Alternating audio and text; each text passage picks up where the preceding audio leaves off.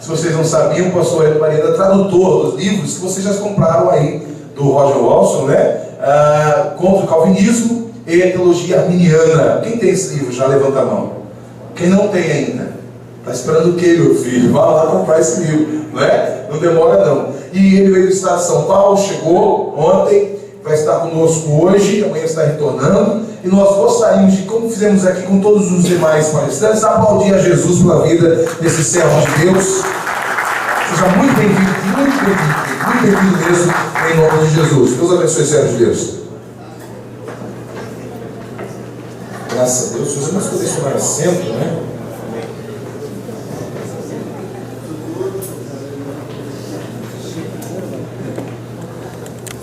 Graças a Deus.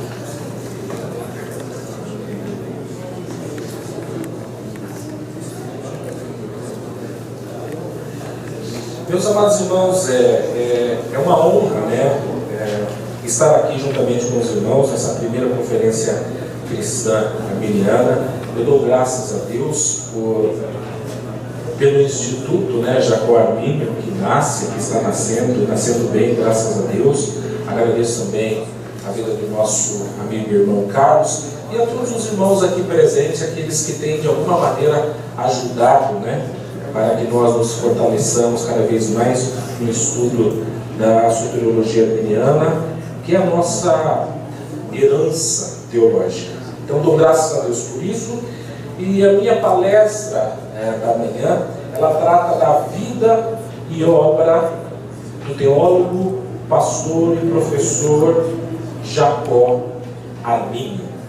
Então aqui eu tenho uma incumbência de apresentar um pouco, né, fazer um resumo da vida e de alguma das obras de Jacó Armínio. Eu gostaria de, para quem não viu, nós temos aqui uma foto, né, do Jacó Armínio, que é a capa do livro Teologia Arminiana, e que é uma foto. Aqui, ó, ele. Verdade.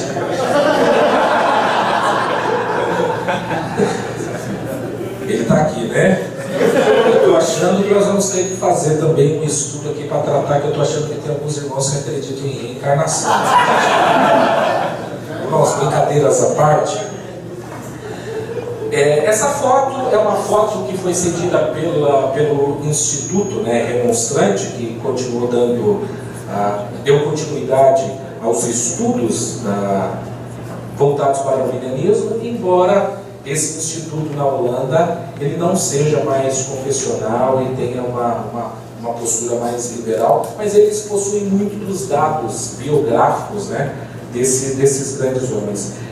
Acredito que já foi citado aqui ontem também, quer dizer, a mesma imagem da capa desse livro de Jacó Armínio, Teólogo da Graça, e que nós esperamos que em breve também esteja aí no mercado editorial brasileiro. Eu gostaria de deixar os irmãos cientes de que eu abracei a causa editorial, então eu tenho buscado, dentro das minhas forças e dentro daquilo que o Senhor me concedeu, tentar trazer o máximo possível de obras arminianas para o mercado editorial brasileiro.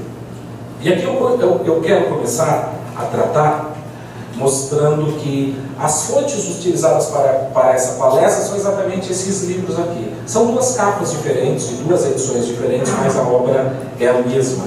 Então nós temos ali Armínio, um estudo da reforma holandesa. O autor é o Karl Benz, então é esse livro aqui. Esse livro, basicamente, ele trata da biografia de Armínio. Quem foi Armínio, onde ele trabalhou, onde ele estudou, quais foram os problemas enfrentados. E no final do livro, ele trata sucintamente da teologia de Armínio. De maneira que esses dois professores e teólogos, o Keith Stengel e o Thomas Mackall, eles fizeram um livro que vai falar exatamente do pensamento de Armínio. De maneira que acreditamos que quando sair essa obra, que vai ter a biografia, juntamente com o pensamento de Armínio, nós temos aí então na verdade uma combinação, né? O que ele pensava, ainda que de maneira resumida, e sobre a sua vida. E são esses os livros que eu estou usando como base para apresentar para vocês sobre a vida e obra de Jacó Arminio, aqui o livro que eu citei. O primeiro ponto a tratar nessa palestra é o desconhecimento de Arminio. E aí, principalmente, essa obra aqui, o Keith e o Thomas, eles apresentam alguns motivos, eu acrescentei alguns outros, que explicam por que as pessoas desconhecem quem foi Jacó Arminio. Esses motivos são falta de interesse pelo estudo, aqui especificamente pelo estudo teológico. A má formação teológica da liderança, né? E a falta de interesse pelo ensino doutrinário, uma vez que nós estamos tratando de soteriologia, ou seja, doutrina da salvação. Eu estou vendo, por exemplo, alguns irmãos também que estão anotando, não tem nenhum problema, mas caso seja possível, se vocês não se importarem, a gente pode depois passar uma lista de e-mail. Eu naturalmente posso mandar isso aqui para vocês, para que vocês não tenham que de repente ficar correndo e perguntando alguma coisa. A gente dá um jeito de organizar isso para que os irmãos tenham acesso a esses pontos. A falta de interesse pelo ensino doutrinário, da área soteriológica, e a falta de interesse pela perspectiva histórica. Aqui eu gostaria de citar o seguinte: a falta de interesse pela perspectiva histórica é uma coisa que me chama muita atenção, porque muitas das vezes os pregadores, os ministros ou os professores, eles acreditam que eles estejam inventando a roda. Você fala assim, como assim inventando a roda? Que de repente quando ele discute, ou ele descobre ao estudar uma verdade bíblica, que de repente ele foi a primeira pessoa que percebeu e que viu isso, quando na verdade a história já está repleta de pensadores e de homens que trataram desse assunto, e trataram desse assunto com maestria, com primazia. Então muitas das vezes existem, ainda que não de maneira tão profunda, estudos feitos na igreja, e aqueles estudos são apresentados como que de repente aquela pessoa fosse um autor de determinado estudo. Por quê? Porque ele não tem uma perspectiva histórica. E aqui eu me adianto para dizer o seguinte: Jacó Arminio foi um exímio professor nessa questão. Ele disse: existe a importância de saber o que a história, os maiores pensadores, os grandes homens de Deus pensaram e o que eles escreveram e apresentaram sobre determinados temas. Ou seja, o que o Jacó Arminio chama de teologia da recuperação, ou seja, o que os meus antepassados, os que os cristãos de outras épocas e eras e outras nações falaram sobre determinado tema, o que eu posso beber dos estudos desses homens para que eu não venha de repente a incorrer em heresia ou de repente ficar raso em determinados temas, que é o que nós estamos fazendo hoje. Ou seja, hoje, ao falar sobre a vida e obra de Arminio, nós estamos fazendo um pouco da teologia da recuperação. Quem foi esse homem? O que ele acreditou? O que ele escreveu? E qual é o impacto da vida dele na nossa teologia nos dias atuais? Nós temos também aqui obras escritas em latim holandês, ou seja, Jacó Arminio, ele nasceu na Holanda. Naturalmente, escrevia em holandês e escreveu também muito em latim. Então as obras dele, ou seja, no original, as obras originais de Arminio, estão escritas em holandês e latim, e muitas vezes escritas em latim, traduzida para o holandês. Sendo que nem todas as obras de Arminio, ainda hoje nos dias atuais, foram traduzidas, ou seja, existem muitas cartas deles que ainda precisam de pensadores, de homens que queiram ir lá traduzir e estudar para apresentar. E algumas dessas obras de Arminio foram traduzidas para o inglês. E essas traduções já sendo antigas. E traduções sendo antigas que naturalmente também já estão em domínio público, mas que no momento, infelizmente, não existem pessoas ou instituições interessadas em publicar. Ou seja, na verdade basta, o que falta é um profissional para que ele possa trabalhar isso, até porque muito das obras de Arminio a pessoa não tem que pagar nada, basta simplesmente o conhecimento da língua, né? No caso se estiver em inglês, para que ele possa passar isso para o português. Então, as línguas, ou seja, o fato de tem alguém que fala latim aqui? Tem alguém que fala holandês? Quer dizer, você já viu a dificuldade, né? Quer dizer, as obras originais são essas. Aí o que acontece? Essas obras foram traduzidas para o inglês. Quando chega no inglês, embora muita gente ainda não fale inglês, mas a coisa já começa a melhorar de figura, né? Em inglês, aí o terreno já começa a ficar mais, vamos dizer assim, não tão arenoso, você já consegue ter um pouco mais de firmeza. Então, nós temos aí a ausência de uma editora confessional que publique obras arminianas, que fique aí também, que você ore e trabalhe para isso. E a ausência de instituições de ensino voltadas para a propagação do pensamento soteriológico arminiano. Até pouco tempo, quer dizer, se você fizer uma pesquisa na internet, você vai ver que no Brasil não existe nenhuma instituição. Acredito que de repente nenhuma salinha ou uma sala de igreja que tenha de repente uma homenagem feita para Jacó Arminio. Como que as pessoas vão conhecer o teólogo? Então eu vou começar falando da infância de Jacó Arminio. Jacó Arminio ele nasce aproximadamente no ano de 1559, na cidade de Alderwater, na Holanda. A tradição atribui o nascimento dele para 1600, embora os melhores estudos apontem para 1559.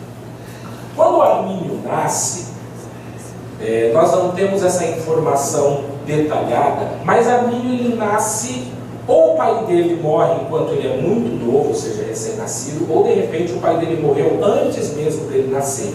De maneira que Arminio ele nasce e ele cresce sem o papel, né, do pai, sem a influência do seu pai, e isso faz com que ele tenha alguns benfeitores, no caso 2 benfeitores, que vão cuidar da educação formal de Arminio.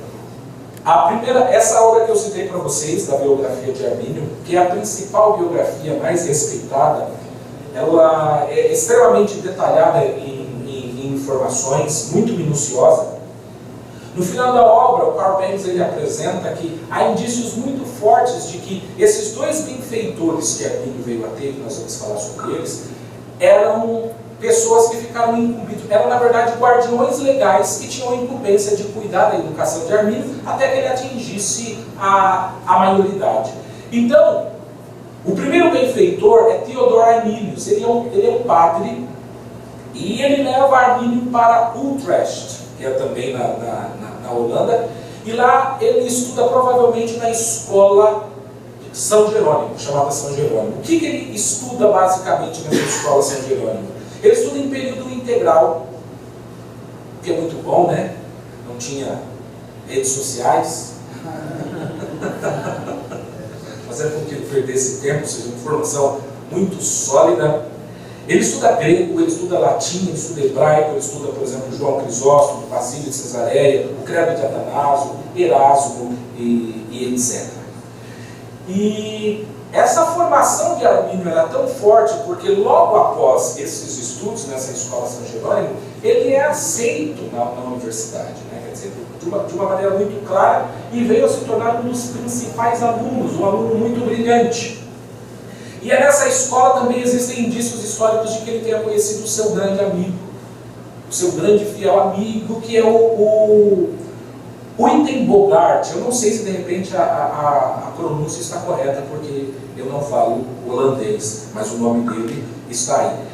E ele vai viver aproximadamente 15 anos da sua vida com esse primeiro benfeitor, o Theodor Arminius.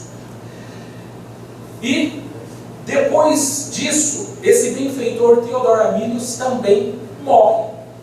Então aqui eu quero que vocês vejam que já há um indício, quer dizer, a vida de Armínio, ela começa com uma vida de dores, com uma vida de muitas de percas grandes e importantes na vida familiar.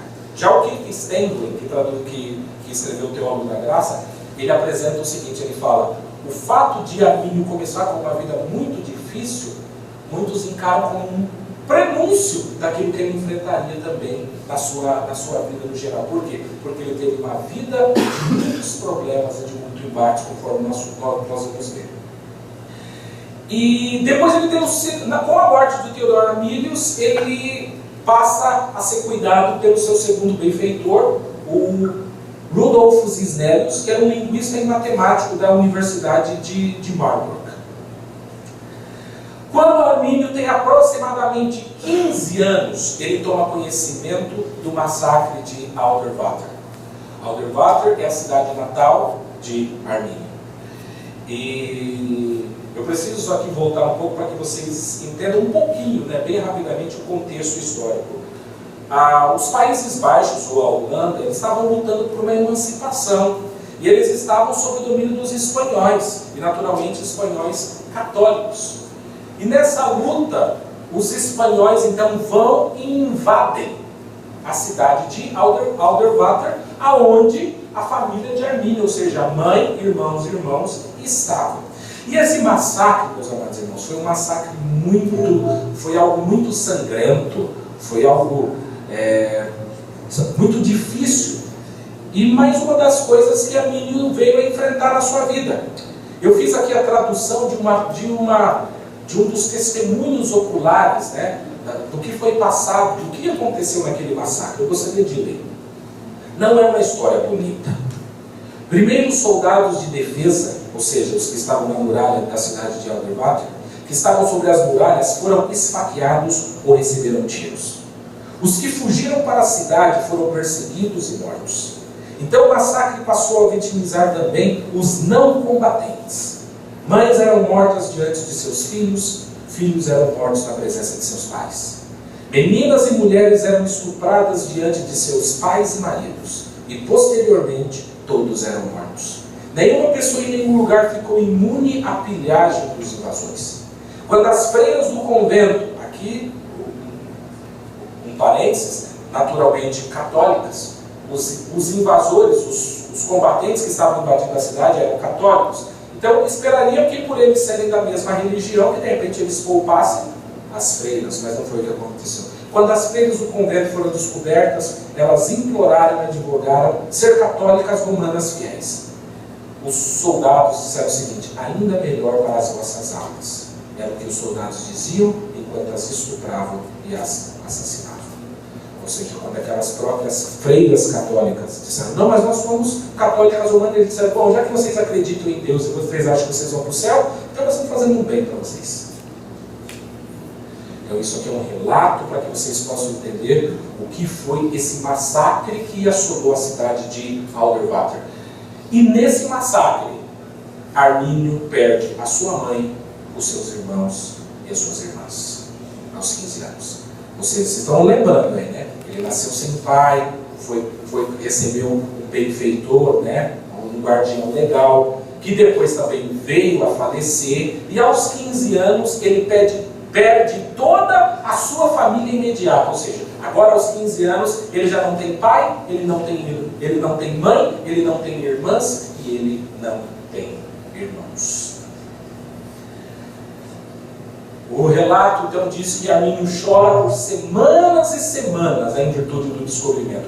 E ainda a cidade de Alderwater, estando sob o domínio dos soldados espanhóis, ele decide ir até a sua cidade natal para ver o que aconteceu. E ele conhece, quando ele resolve visitar essa cidade, foi um ato que alguns podem entender isso como heroísmo, outros como de repente estupidez, quer dizer, ele poderia ter sido morto, né? Enfim, mas ele quis visitar a cidade e ele visita e depois ele retorna a Marburgo, né? Marburgo, onde ele estava, e segundo os relatos ele faz todo esse trajeto a pé, aproximadamente 400 quilômetros. Logo após esse período, Armínio ele começa os seus estudos universitários. E Armínio ele vai para a cidade de Leiden. E é aqui que nós conhecemos a primeira forma latinizada do seu nome, né? Nós estamos usando aqui em inglês Jacob Arminius, né? Traduzido por Jacó Armínio, mas o nome dele é Jacobus Harmenson.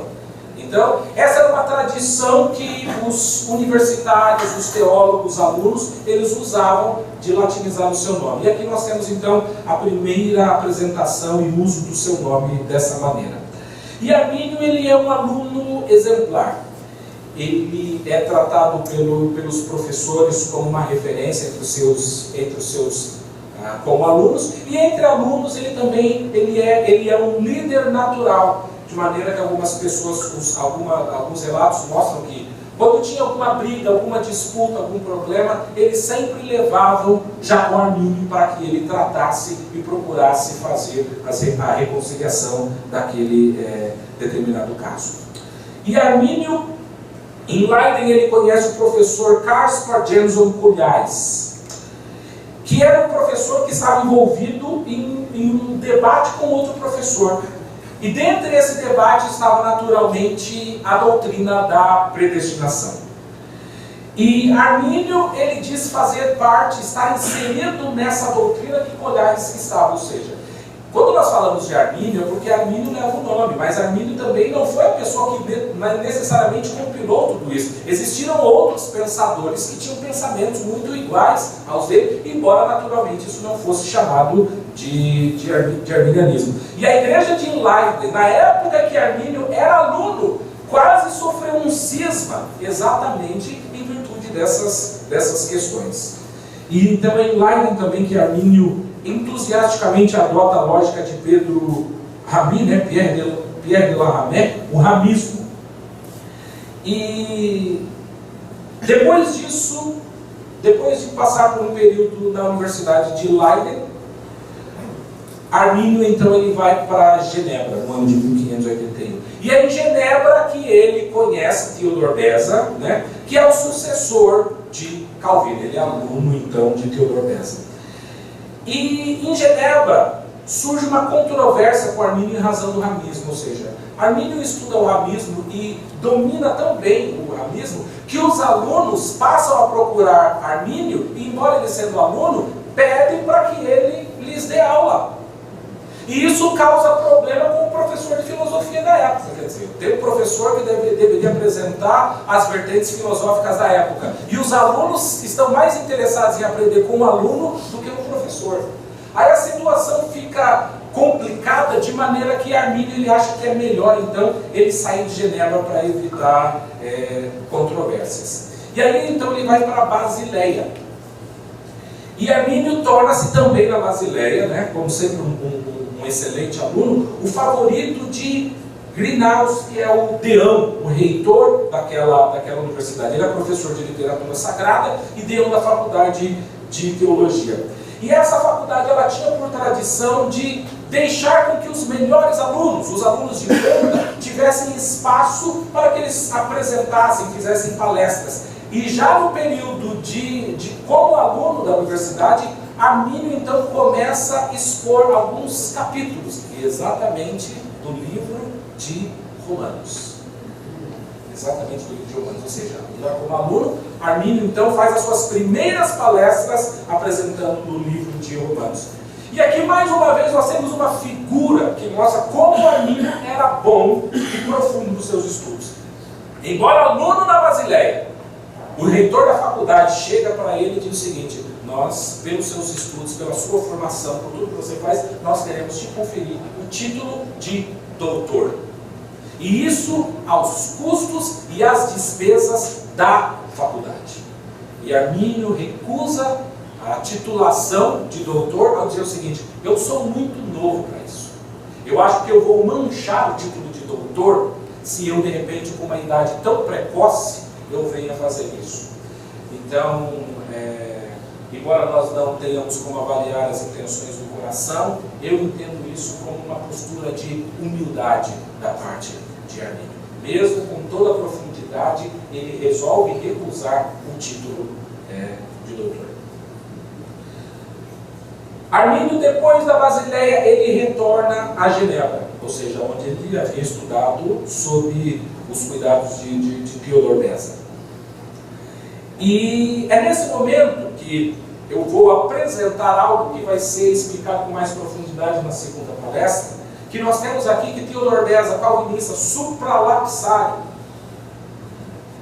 escreve uma carta de recomendação em favor de Armínio. E a carta que eu traduzi também, uma parte dela diz o seguinte: em suma, que seja conhecido que desde a época do retorno de Armínio da Basileia, que sua vida e aprendizado nos são ambos tão aprovados, que que esperamos o melhor dele em todos os aspectos, se ele firmemente persistir no mesmo caminho, que, pela bênção de Deus, não duvidamos que persistirá, pois, dentre outros dotes, Deus lhe concedeu um intelecto apto, tanto no que diz respeito ao entendimento, quanto à diferenciação das coisas. Se tais características, de agora em diante, forem reguladas pela piedade, que ele se mostra assíduo em cultivar, tal poder de intelecto, quando consolidado pela idade madura e experiência, só poderá resultar nos mais ricos frutos. Tal é a nossa opinião de Armínio, um jovem que é, indubitavelmente, até onde somos capazes de julgar, muito digno de nossa bondade e generosidade. Nós estamos falando do Theodor Beza, o sucessor de Calvino, falando sobre Jacob Armínio. Armínio, então, está concluindo, está terminando seus estudos agora em Genebra, e ele vai fazer uma viagem para a Itália. Essa viagem da Itália também vai trazer muitos problemas para Armínio, porque nessa viagem para a Itália, Armínio é acusado de ter se associado, de ter se relacionado com um cardeal católico Bellarmine e de ter beijado os pés ou as sandálias do Papa. Aqui eu coloquei um ponto. Contexto de guerra entre Holanda e Espanha. Quer dizer, a Holanda está tentando sair do domínio espanhol. A Espanha é católica. Armínio decide viajar para a Itália, onde tem o centro do catolicismo. As pessoas então misturam sentimentos de libertação política e nacionalismo juntamente com teologia. E aí eles começam, no caso, a fazer essas acusações em relação a Armínio. No ano de 1588, Armínio assume as suas funções como pastor da Igreja de Amsterdã, ou conhecido como Antiga ou Velha Igreja de Amsterdã. E ele é indicado ao pastorado e tem cartas de referência de Theodor Beza, que eu mostrei para vocês, que foi o professor dele de Genebra, e ele também tem carta do reitor Grinaus, que foi o professor dele da Basileia. E ele inicia um processo ainda solteiro, aos 28 anos de idade, e ele recupera a sua família em Amsterdã. Quando eu coloco recupera, porque eu acho muito interessante colocar isso. Lembrando, Armínio cresceu sem pai, e mesmo tendo mãe, irmãos e irmãs, ele não viveu com elas, porque ele tinha os cuidados de um benfeitor. Aos 15 anos ele perde todo mundo, ou seja, ele está com quase 30 anos agora, ele não tem pai, ele não tem mãe, ele não tem irmãos, e agora que ele vai para a igreja, ele começa a recuperar a família em dois sentidos, porque logo ele vai se casar e ele passa a se relacionar com a sua família também cristã da igreja. E aqui, meus amados irmãos, eu apresento um pouco sobre a família de Jacob Armínio. Ele casa-se com Lisbeth, no dia 16 de setembro de 1590. Lisbeth, ela pertence a uma das famílias fundadoras e mais importantes da cidade da Holanda. Então ele casa-se com uma mulher que vem de uma família influente. E há indícios de que o casamento dele tenha tido muitas pessoas, pelo fato de ele ser o pastor da igreja, naturalmente a igreja queria estar presente, e pelo fato da família também da noiva ser extremamente influente. Então, aqui Armínio recupera, agora em Amsterdã, ele recupera a vida em família e a sua vida social. E eu fiz aqui uma brincadeira, porque o nome dele é Jacob Armínio, assim como Jacó bíblico, ele também veio a ter 12 filhos. Então, você pode lembrar, fica fácil depois de você memorizar, Você não saber quem era, falar, vou lembrar de Jacó, vou dar uma lida lá em Gênesis 49, e eu faço a associação, a associação com Jacob Armínio. Ele teve 12 filhos. Bom, primeiro filho, ele recebe o nome de Hermann. A tradição da época que Armínio, embora não seguisse todas, mas ele seguiu, é que o primeiro filho homem deveria receber o nome do avô paterno. Então ele vai dar o nome de Hermann. Só que Hermann falece um mês após o nascimento. E é enterrado exatamente no terreno da igreja. Ele tem o segundo filho, agora no ano de 1592, cerca de um ano depois do nascimento e perda do seu primeiro filho, que falece 2 semanas após, também enterrado na igreja de Amsterdã. Aqui eu aponto que a mortalidade infantil na época naturalmente era alta, mas eu queria apenas fazer um adendo, embora não haja um estudo sério sobre isso. Existem algumas pessoas que talvez queiram associar a morte de alguns infantes com o batismo infantil. Lembrando que Jacó Armínio, ele está dentro do contexto da Igreja Reformada. E naturalmente a Igreja Reformada realiza o batismo infantil. E algumas pessoas tentam associar que o fato de você tirar uma criança tão cedo, tão pequena, e ainda mais na Holanda, em que a temperatura em algumas áreas do ano é muito fria, que poderia isso afetar de alguma maneira na morte, mas até agora não temos nada sério, indícios fortes que possam causar alguma associação entre essas duas coisas. E aí ele tem uma terceira filha, Engelte, né? Vamos chamar aqui de Angélica, mais fácil a pronunciação, terceira filha. É a terceira filha, mas é a primeira que sobrevive. Exatamente a partir do terceiro filho, então, em que ele começa a experimentar uma felicidade nessa questão da paternidade, já que ele perde 2 filhos. Eu me tornei pai recentemente, né? E eu fico imaginando tentando imaginar como deve ser a dor de um pai perder um filho. E aí ele tem o 4º filho, Herman. Preste bem atenção, é o terceiro Herman, porque os primeiros 2 morreram. É o terceiro filho com o mesmo nome, Herman. Ou seja, é o 4º filho, o terceiro com esse nome, esse sobrevive. E é batizado exatamente no dia de Natal, ou seja, 25 de dezembro. Ele tem Peter, né, o Pedro, o 5º filho, que nasce em 1596, graças a Deus também sobrevive, e Jean, o 6º filho, que nasce em 1598, recebe o nome em homenagem a Johann, ou Jean Wittenbogart, que é o grande amigo de Armínio, sobrevive também, graças a Deus. Ele tem o 7º filho, Lawrence, recebe o nome do avô materno, e veio a falecer também. 27 de 12 anos, 600, ou seja, é o terceiro filho que Armínio perde. Aí, ele tem o 8º filho, que recebe o nome também de Lawrence, o segundo com este nome, que nasce em 1601 e sobrevive. O 9º filho recebe o nome do pai, Jacó, nasce em 1603. Vocês viram lá, de 1588 a 1603, ele exerceu o seu pastorado. De 1603 até 1609, ele exerceu 6 anos como professor. Então, Jacó Armínio, ou seja, o 9º filho vai nascer no período que ele é professor. Eu estou colocando todos numa sequência para ficar mais fácil nós entendermos. Ele tem o 10º filho, William, que nasce no dia 2 de maio de 1605. Daniel, 11º filho, que nasce em 1606.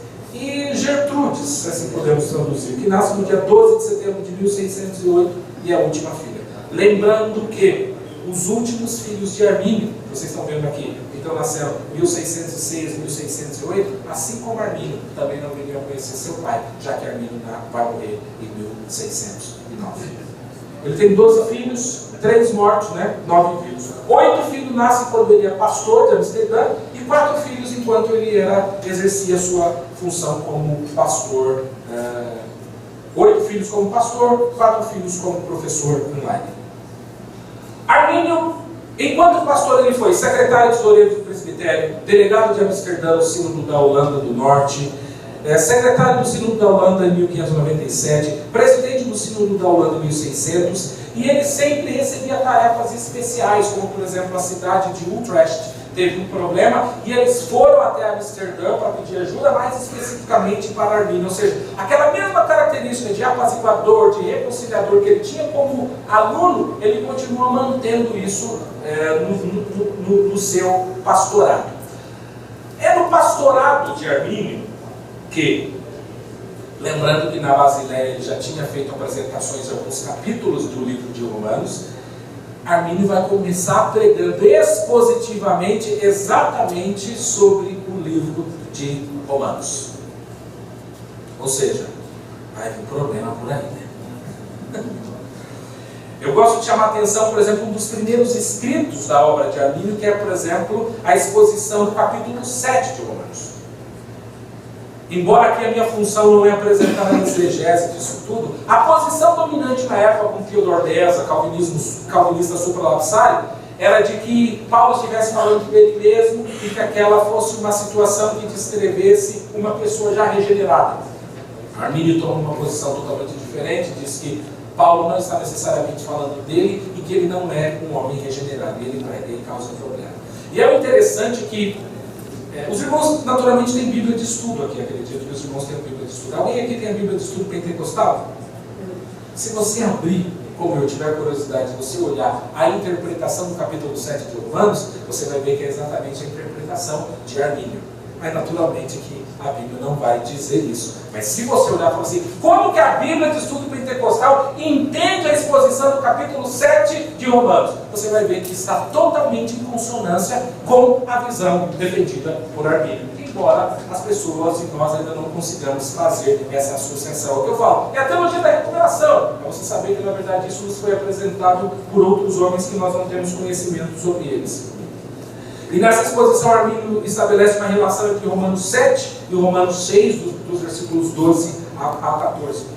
E, naturalmente, os opositores de Armínio começam a chiar, que ele não pode pregar sobre aquilo, que ele está errado. E aí Armínio vai usar os argumentos mais interessantes e que ele tem começado a surgir agora no nosso meio, que é exatamente o seguinte. Armínio diz o seguinte: eu não estou pregando nada novo.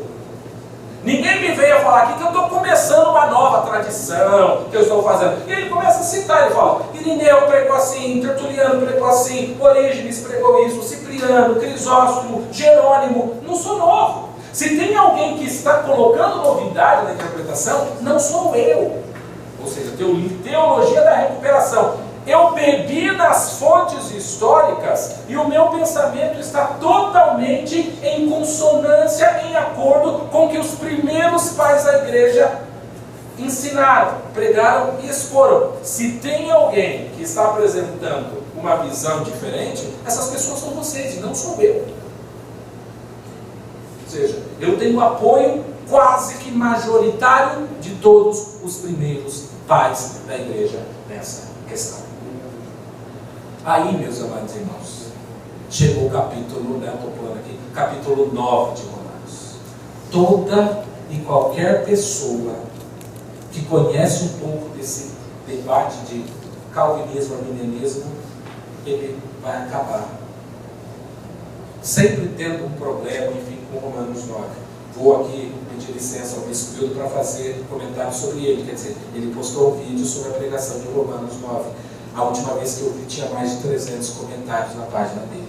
Quer dizer, se falou de Romanos 9, uau, esteja preparado para ser atacado. Quando eu falo, você falou de Romanos 9 a partir de uma perspectiva arminiana, então, e ele pregou dessa maneira na igreja de Amsterdã. Ele é o pastor da igreja. Os cuidados daquelas ovelhas estão sob a responsabilidade dele. E aí ele vai enfrentar vários problemas, acusações, pelo fato dele não ser considerado ortodoxo, quando na verdade era o oposto.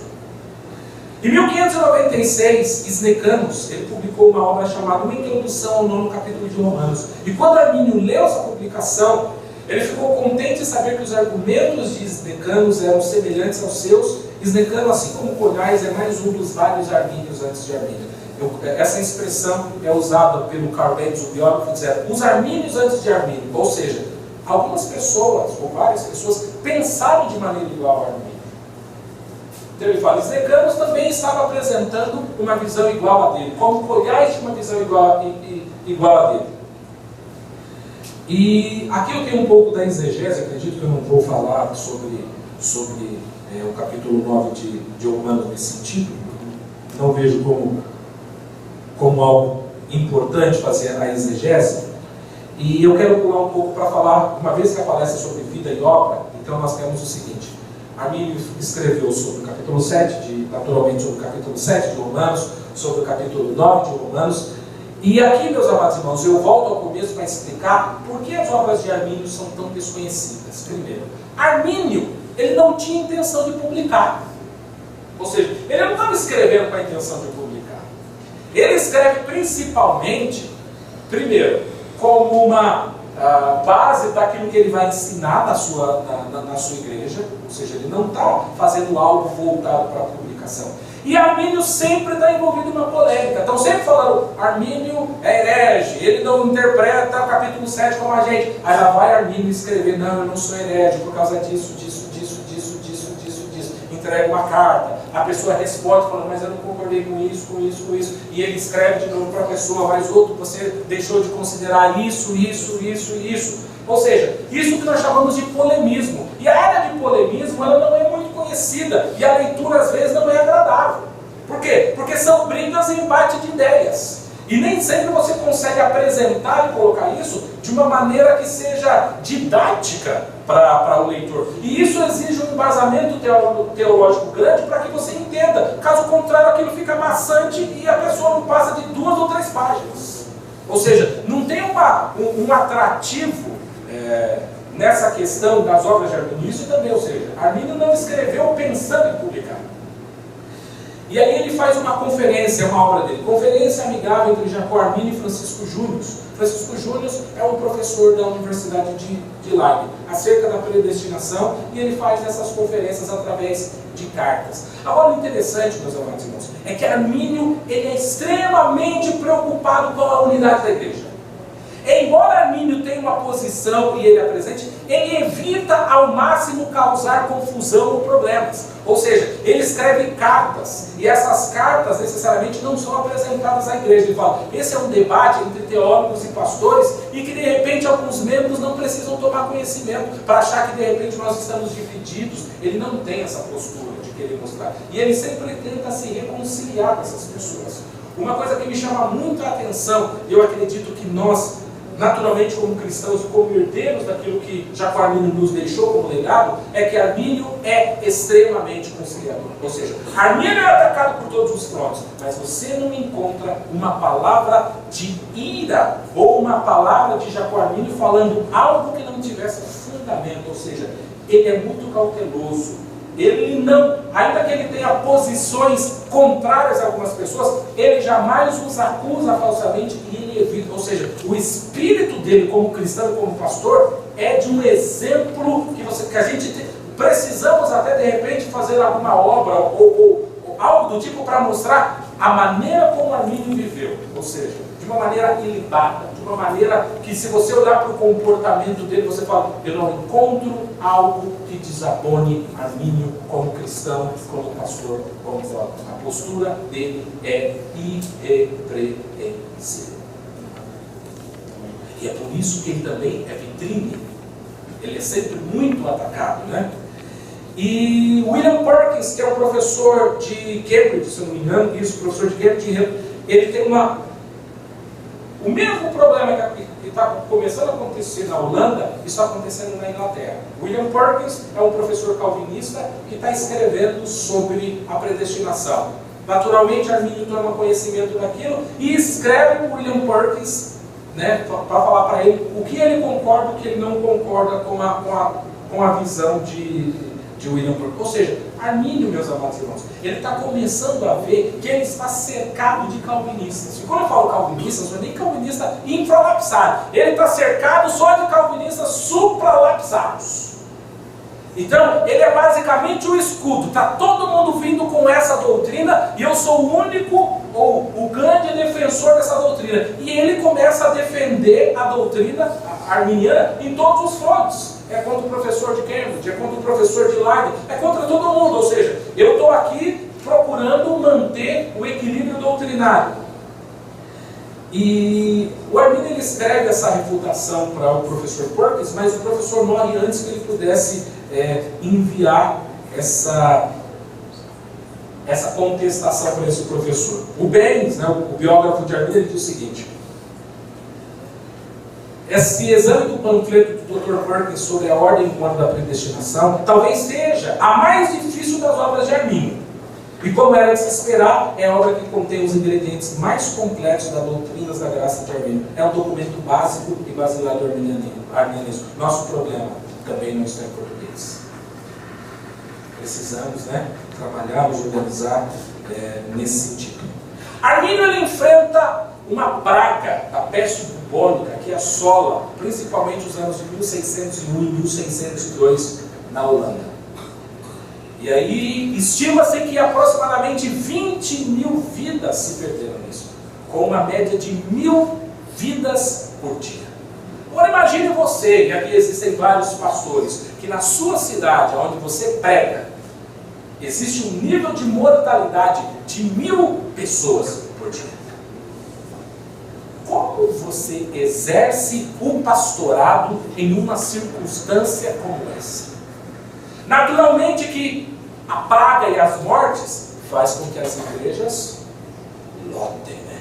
Está todo mundo morrendo, pronto, eu vou para a igreja. Tem gente dentro, tem gente fora das igrejas. E aí você fala, por que será que isso aconteceu? É exatamente no contexto em que as pessoas estão morrendo bastante, que as pessoas começam a pensar sobre aquilo que é importante. O que é o céu? O que é a vida? Para onde eu vou? É a doutrina da salvação. Por isso que a doutrina da salvação foi tão importante naquela época. As pessoas também estavam passando por momentos de crises difíceis, né? Aí nós temos um relato de um ato heróico da parte de Armínio. Alguns biógrafos dizem o seguinte, que naquela peste descobriram que uma família estava infectada, né, com a peste bubônica, e que eles estavam com sede, e que eles queriam beber, mas ninguém queria naturalmente entrar na casa para dar alguma coisa de beber para aquela família, porque ao entrar em contato com a família, você corria o risco de ser infectado, a morte era praticamente certa. E Armínio, ele deu dinheiro para que as pessoas comprassem água e levassem para aquelas pessoas que estavam gritando dentro de casa, agonizando em dor. E compraram a água, só que a água ficou lá fora de casa, ninguém tinha coragem de entrar para levar. E Armínio falou, bom, já que ninguém vai levar, eu mesmo vou lá e levo a água para poder saciar. É um dado interessante, né, sobre algo da vida de Armínio. E é nesse contexto de muitas mortes que Armínio, então, enfrenta um problema com a doutrina da perseverança dos santos, ou com a doutrina, ou talvez com o entendimento dessa doutrina. E aí na biografia dele nós temos um relato de 2 membros, que são 2 membros que estão infectados, estão prestes a morrer e estão sendo aconselhados por Armínio. Só que esses 2 membros, embora pessoas com uma vida cristã exemplar, com tudo que você pode avaliar na vida daquelas pessoas, e Armínio, sendo pastor, ele olha e fala, são cristãos fiéis. Mas aqueles cristãos, eles têm dúvida da salvação. Eles estão prestes a morrer e eles estão dialogando com Armínio para falar, Armínio, nós não temos certeza, embora nós tenhamos passado a vida na igreja, aceitamos Jesus, fazemos tudo o que Ele nos pede para que nós façamos, é tudo possível, mas eu não tenho certeza de que eu vou para o céu. Então Armínio fala o seguinte, tem alguma coisa errada com essa doutrina. Por quê? Porque pessoas que são cristãs fiéis, que têm uma vida exemplar e libada, de repente elas passam por essa crise interior justamente no momento que elas mais precisam, ou seja, quando estão praticamente no leito de morte. E Armínio começa a repensar o que estava sendo apresentado sobre a doutrina da perseverança dos santos. E aí, a prática pastoral dele o leva a conhecer o outro lado da moeda. O que é o outro lado da moeda? Dele como pastor conhecer que existem membros, que na verdade não são cristãos, que não têm uma vida exemplar, mas que vão para a igreja, e quando Armínio os confrontava, dizendo, você precisa se santificar mais, você precisa ter uma vida mais reta, eles olhavam e falavam o seguinte, mas para quê? Eu sou salvo. Sou salvo, meu irmão. Você quer que eu faça mais do quê? Fui eleito, estou predestinado, eu sou salvo. Armínio fala, peraí, eu estou com um problema. Quem vive uma vida santa, está achando que não vai para o céu. E quem não vive uma vida santa, está achando que vai para o céu. Eu tenho que ter alguma postura, eu tenho que fazer alguma coisa no sentido de mudar. E isso, preste bem atenção, isso é importante. Armínio vai começar a defender e a escrever algumas posições oriundas da sua postura pastoral, ou seja, não é só por mera especulação de falar, tem alguma coisa errada. Eu, como pastor de ovelhas, estou me deparando com isso. São problemas, e que eu naturalmente vou precisar lidar com isso.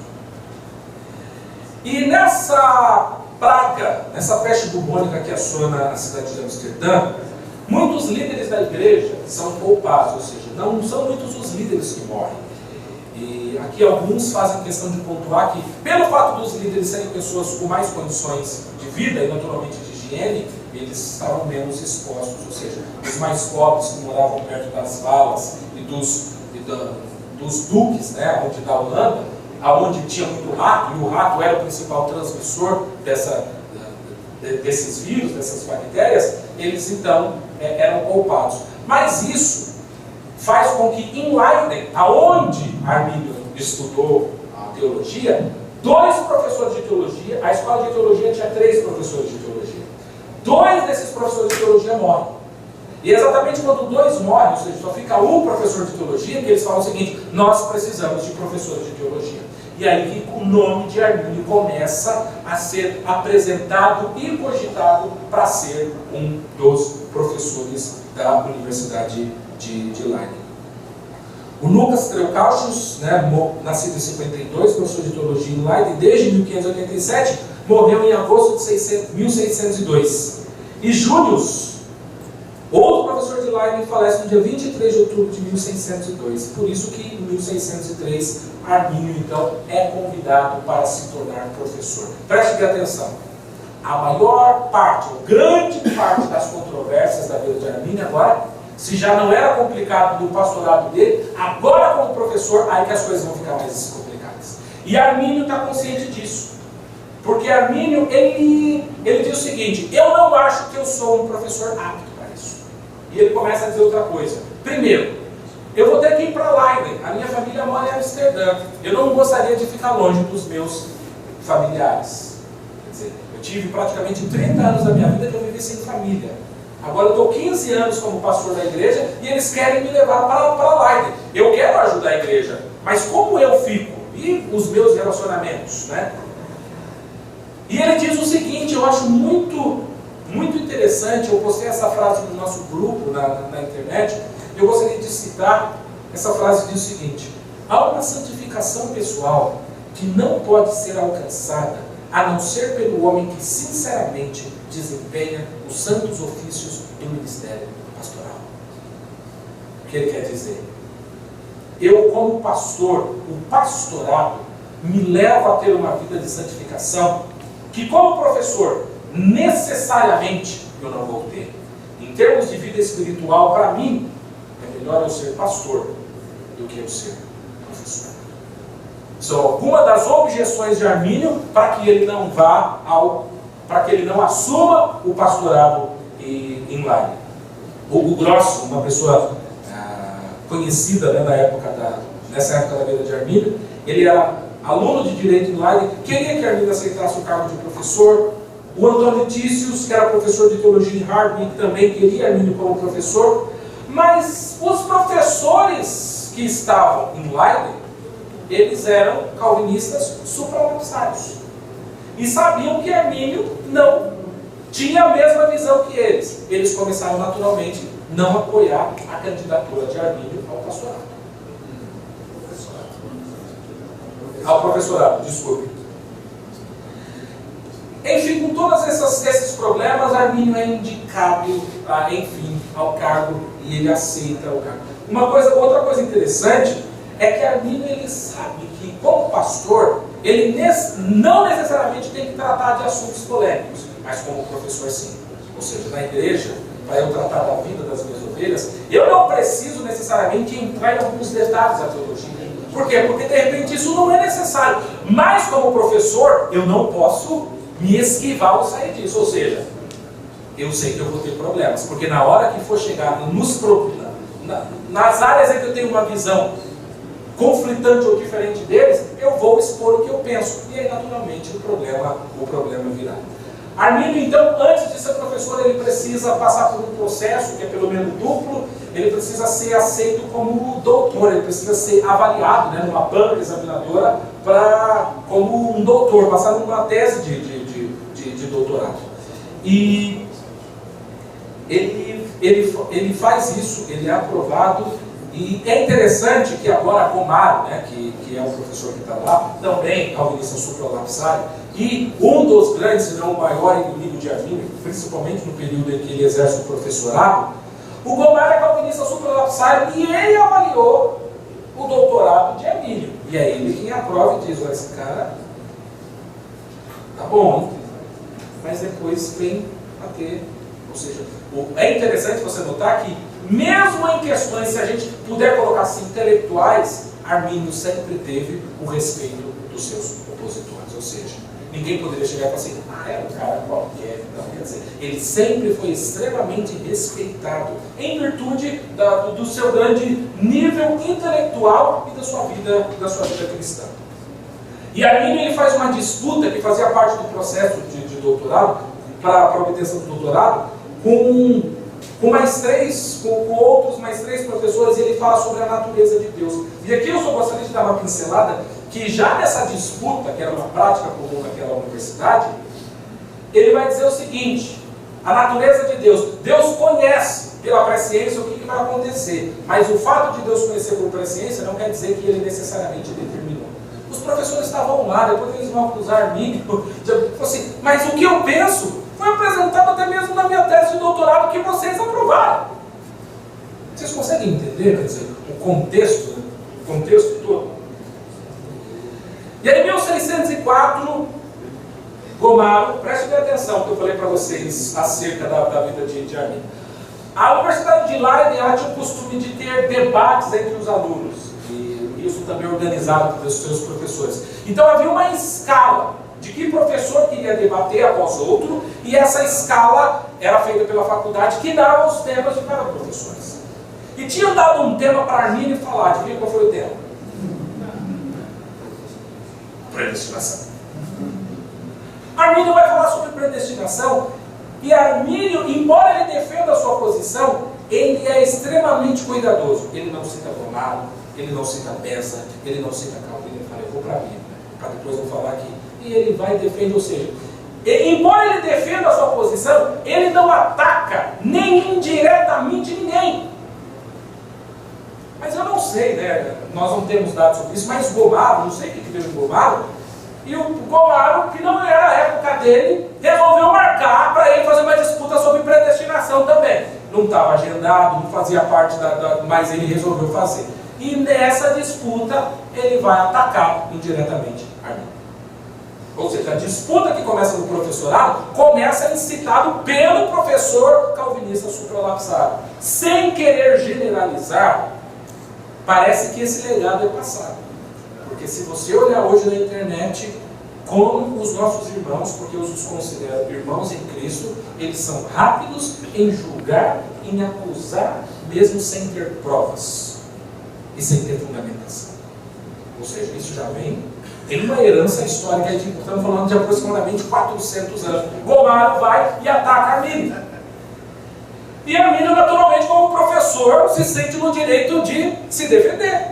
Né? Eu estou sendo atacado, eu segui a ordem, fui, vamos dizer assim, polido, educado, mantive a unidade. Ou seja, preste bem atenção, Armínio, não está aqui, mas Armínio era contra divisões e denominações, ele lutava pela unidade da igreja. Ou seja, para ele, embora hoje eu não sei se isso é possível, ele queria dizer o seguinte: é possível viver numa igreja que eu tenho uma posição conflitante com uma outra pessoa, mas eu quero ter uma comunhão com essas pessoas. Eu quero poder viver com essas pessoas.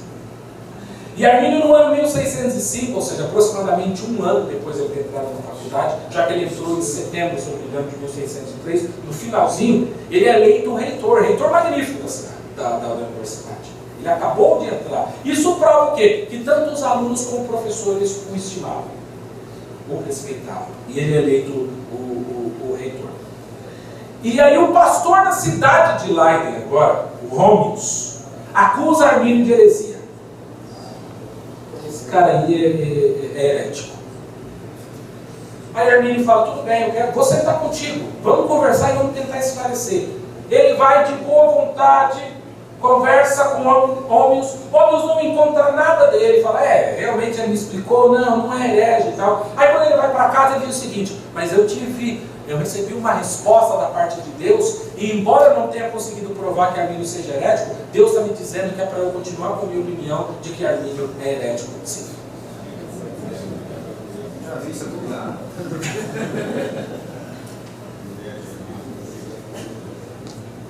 É um homem de dores, né, meus amados irmãos?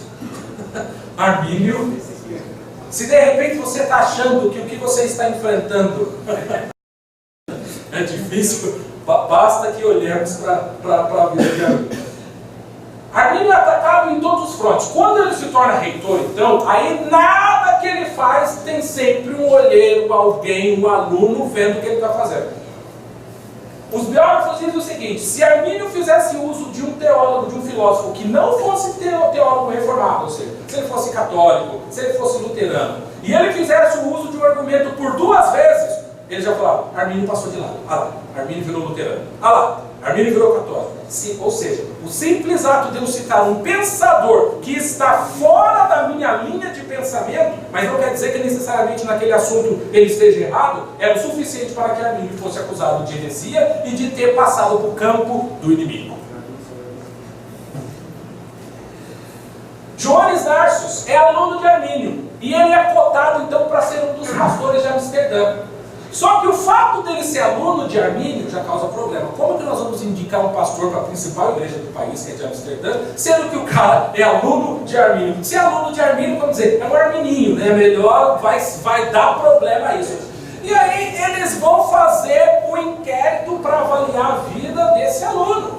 O que tem? Mas na verdade qual era a intenção? Vamos ver se de repente a gente aperta esse aluno, para que de repente ele solte quais são as heresias que Armínio está ensinando nas aulas dele. A controvérsia, meus amados irmãos, sai da universidade. Agora a controvérsia sobre predestinação está na rua, está na igreja. Pronto. Aquilo que antes estava apenas no âmbito universitário virou problema nacional. E no final do seu mandato, Armínio vai fazer um discurso formal, né, exatamente para falar sobre reconciliação e dissensão e processão. Ou seja, o que a gente pode fazer para a gente resolver os pontos em que nós não somos unânimes? Vamos conversar, vamos sentar. Ou seja, terminando o seu mandato como reitor, ele diz: vamos marcar o sínodo, vamos conversar para que a gente possa resolver isso amigavelmente. Será que isso é possível? Uma vez que nós todos somos cristãos? É como Armínio termina o seu período de reitor na universidade. A situação é tamanha que os professores são obrigados a fazer uma declaração. Eu não sei até que ponto essa declaração foi sincera. As igrejas começam a ficar perturbadas porque falam: os professores que foram os pastores de nossas igrejas não estão em acordo entre si. Se os professores não estão em acordo, significa que os ministros não vão estar de acordo. O que vai ser da nossa igreja? Aí os professores fazem uma declaração dizendo: olha, não, existem muitas disputas entre os alunos, muito mais do que nós gostaríamos, mas os professores, nas questões fundamentais, essenciais, cruciais, eles concordam. Nas questões mais periféricas, eles discordam. Que bom se fosse, né? Ou, de repente, que chegássemos a esse consenso. E Armínio, ele escreve agora já 1608, 1609, Declaração de Sentimentos, que é uma carta onde ele é acusado por todas as pessoas, de tudo que acontece ele é acusado, tudo que acontece é Armínio. E ele escreve Declaração de Sentimentos para obreiros leigos, né, dizendo o que ele pensa sobre os determinados pontos que estão sendo indagados. Ele não consegue realizar algumas disputas que estavam agendadas para acontecer, já que no ano de 1609, então, veio a falecer o pastor Jacó Armínio. E eu quero dizer que depois, na segunda palestra, eu vou montar algumas partes que vão mostrar quantas outras coisas mais. Se você acha que eu falei tudo de que Armínio foi acusado, não, eu nem entrei ainda. Eu fiz uma compilação de 11 só. O Roger Olson escreveu 10 mitos sobre o arminianismo. Eu, ao ler essa obra, embora eu não tenha tido o tempo que eu gostaria, eu compilei mais 11 para vocês. Quer dizer, os mitos não são necessariamente extensivos, ou seja, para você ver o que ele enfrentou. Então, meus amados irmãos, as obras, resumindo, Armínio ele cresce, né, sem família, sem pai, sem mãe, vai para a igreja, depois tem que assumir o pastorado, e ele está sempre envolvido nessas questões polêmicas e é o que toma toda a vida dele. Outra coisa interessante é que Armínio praticamente não escreve nada da vida pessoal. Ou seja, ele está sempre escrevendo sobre teologia, sempre escrevendo para amigos coisas relacionadas à teologia. Ou seja, se você quiser falar assim, como que será que Armínio tratava o quinto filho dele? Não tem. Quer dizer, ele não, ou seja, não era voltado para isso, né? Porque existe uma linha de estudo que algumas pessoas tentam, quer dizer, como será que de repente a vida de Armínio tem afetado Armínio? A gente não tem como provar ou estudar sobre isso, mas um pouco que eu acredito que eu posso dizer sobre Armínio é que talvez o natural fosse que uma pessoa que teve uma vida tão difícil em todos os aspectos, que essa pessoa tivesse uma tendência a ter um comportamento mais irascivo, ser uma pessoa mais raivosa, e na verdade o resultado de tudo isso foi exatamente o contrário. Foi uma pessoa extremamente culta, uma pessoa formada, uma pessoa conciliadora, uma pessoa que buscava o bem, principalmente da igreja do corpo de Cristo. Ou seja, um exemplo. Então, dentro do que eu apresentei aqui, eu gostaria de enfatizar isso, ou seja, um dos precursores, ou o precursor da teologia arminiana, a vida que ele nos deixou é um exemplo a ser seguido. E eu, por exemplo, vejo muitos irmãos que têm o costume de fazer mensagens biográficas. Eu gostaria muito de poder ver dentro de nossas igrejas mensagens biográficas, como o texto de Hebreus que nos diz que lembrai de vossos pastores, ou lembrai-vos de vossos líderes. Quer dizer, nós temos hoje milhões e milhões de pessoas que são, em parte, resultado disso, mas que não desconhecem. Eu acredito que a glória é dada a Deus, mas nós temos aí uma recuperação, que nós possamos lembrar de um dos nossos primeiros pastores, Jacob Armínio.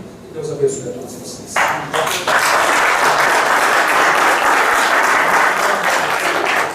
Como foi a morte dele? Desculpa, a morte de Armínio. Armínio, no ano de 1604, ele já mostrava sinais de doença de tuberculose. E ele lutava com essa doença que foi se arrastando, e chegou um momento em que não dava mais, né? Tanto que no final, já no pastorado, aliás, no professorado, ele já não tinha mais tanta força e vigor para combater as pessoas. Por quê? Porque a vida dele já estava em frente. Ou seja, além de ele ter que enfrentar teologicamente, ele ainda tinha um problema na carne, vamos dizer assim, um espinho na carne que ele tinha que enfrentar. E isso também não deixava com que ele pudesse expor, viajar ou fazer coisas que ele gostaria. Também talvez é uma possível referência de que todos esses problemas também, naturalmente, de alguma maneira, ajudam a piorar o estado de saúde de uma pessoa que está tentando se recuperar de uma doença.